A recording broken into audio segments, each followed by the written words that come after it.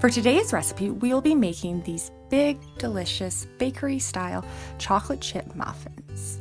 Let's get started.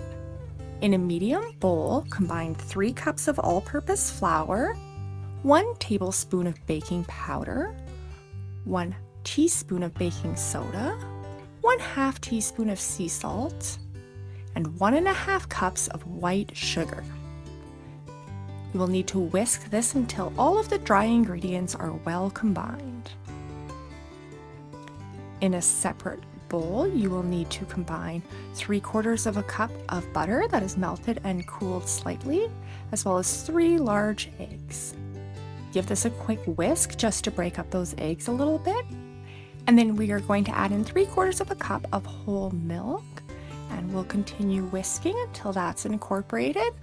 And then we'll add in 2 teaspoons of vanilla extract.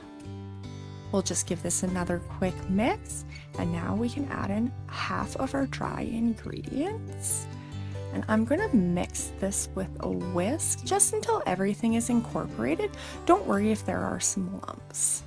We'll add in the remainder of our dry ingredients, as well as 1 cup of chocolate chips. And now we're going to switch to a spatula, and we're just going to gently fold this until our muffin batter comes together here. So I have lightly greased the top of my muffin pan, and I'm using liners. You could also do this without the liners, just make sure that you grease the whole pan.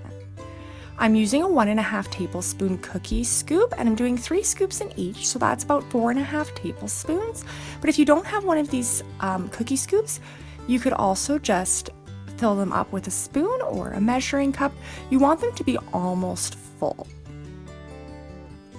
Now we can come in and just add the remaining ½ cup of chocolate chips to the top of our muffins here. My oven is preheated to 400 degrees Fahrenheit or 200 degrees Celsius, and these will bake for 17 to 20 minutes. These can overbake really quick in the hot oven, so keep an eye on them. Once they've cooled for a couple minutes in the pan, we can take them out and let them finish cooling on a wire rack.